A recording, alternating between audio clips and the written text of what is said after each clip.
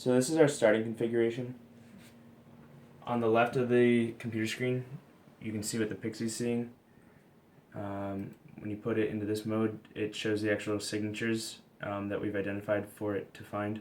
The red for the ball, the yellow for the smaller face of the box, and the blue for the larger face of the box. When we put it into this mode, it actually shows what the pixie is sending through the Arduino to the computer.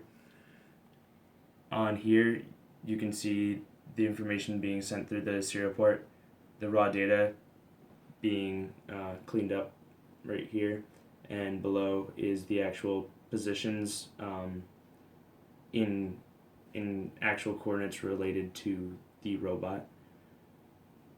Up here, well, when we pause it, we can then add the images to our list. We find a match. That's because our blue box and our yellow box are both from the same actual object.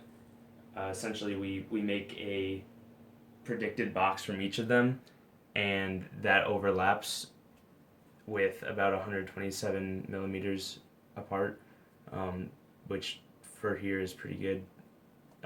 So they essentially think that it's the same box, which it is in this case.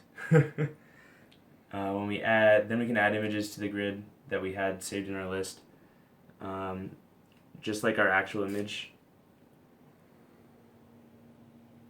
we see that the ball is like right in front of the box. Right here we have our box sort of predicted or made as a circle. That's just to simplify our actual positioning. Essentially, we take this center point and we make a vector around it, and then we rotate that vector around.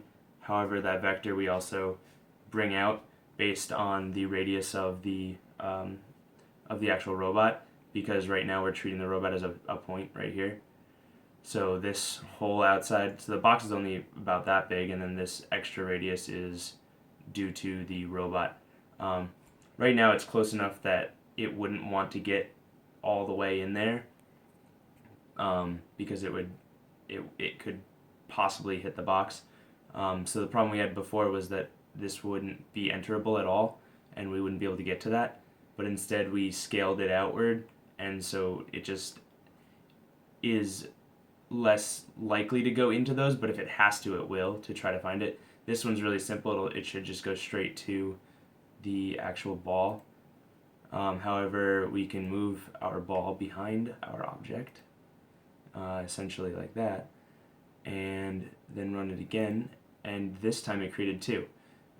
We have it running the algorithm forward and backward because it tends to do slightly wonky things occasionally, and one of them will be better than the other. We can even, I'll clear the grid,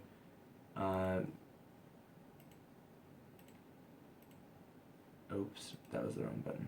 Oh well. So now we can add a box here, make it a little more complicated. These were just test boxes that we had before we were using the actual imaging thing. And now we'll make a path, and it'll actually go around both objects. We can make it do much more complicated things than this as well. Beyond that, I think that's about it for this video.